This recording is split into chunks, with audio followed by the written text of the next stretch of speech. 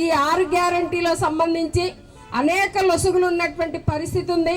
కర్ణుడి చావుకు 100 కారణాలు అన్నట్లుగా మరి వాళ్ళ మహిళలకు ఉచిత బస్సు అన్నారు, బస్సులు తగ్గించేశారు. ఇవాళ 200 యూనిట్లు కరెంటు కాల్చుకుంటే అసలు బిల్లే లేదన్నారు. కానీ అంతకుముందు 100-200 కరెంటు బిల్లు వచ్చినటువంటి వాళ్ళకి ఇవాళ 800-700 బిల్లు వచ్చి ఇవాళ మరి గవర్నమెంట్ ఏదైతే పథకం పెట్టిందో గృహజ్యోతి పథకం అది అమలు కానటువంటి పరిస్థితి ఉంది. గ్యాసు సంబంధించి కూడా అదే పరిస్థితి ఉంది. రైతు రుణాలకు సంబంధించి కూడా అనేక నిబంధనలు పెట్టింది. ఏమిటి అంటే పిఎం కిసాన్ వచ్చినటువంటి వాళ్ళకి లేదా కుటుంబంలో కొంతమందికి అనేటువంటి పద్ధతుల్లో, లేకపోతే 2 లక్షలకు ఎక్కువగా ఉంటే మరి ఆ మిగతా డబ్బు చెల్లిస్తేనే రుణమాఫీ అనేటువంటి పద్ధతిలో మాట్లాడుతుంది. ఈనాటి వరకు కూడా ఆసరా పెన్షన్ పెంచినటువంటిది అమల్లోకి రానటువంటి పరిస్థితి ఉంది.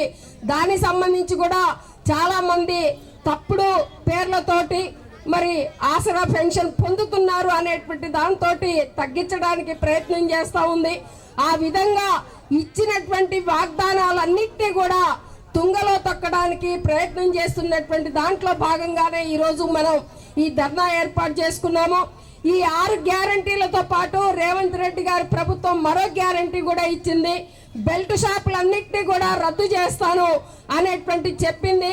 కానీ ఇవాళ కూరగాయల కంటే కూడా ఎక్కువగా గ్రామాలలో మరి వాళ్ళ మందు అమ్ముతున్నటువంటి పరిస్థితి ఉంది. దీని ఫలితంగా మహిళల పైన అరాచకాలు, అత్యాచారాలు, హత్యలు, దాడులు జరుగుతున్నటువంటి స్థితి ఉంది.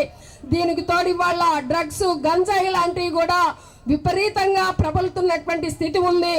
అందుకని రేవంత్ రెడ్డి గారి ప్రభుత్వం మరి ఈ 6 గ్యారంటీలతో పాటు 7వ గ్యారంటీని అదే సమయంలో మహిళలకు మరి ఏదైతే మాట ఇచ్చారో బెల్ట్ షాపుల్ని రద్దు చేస్తామని చెప్పారు, ఆ రద్దుకు కూడా చర్యలు తీసుకోవాలని చెప్పి లేని ఎడల ఇవాళ గతంలో ఉన్నటువంటి ప్రభుత్వం విషయంలో ఏదైతే ప్రజలు గుణపాఠం చెప్పారో అదే విధమైనటువంటి గుణపాఠాన్ని ఈ రేవంత్ రెడ్డి ప్రభుత్వానికి కూడా చెబుతారని చెప్పి తెలియజేస్తూ ఈ అవకాశం ఇచ్చినటువంటి అధ్యక్ష వర్గానికి అభినందనలు తెలియజేస్తూ ముగిస్తాను.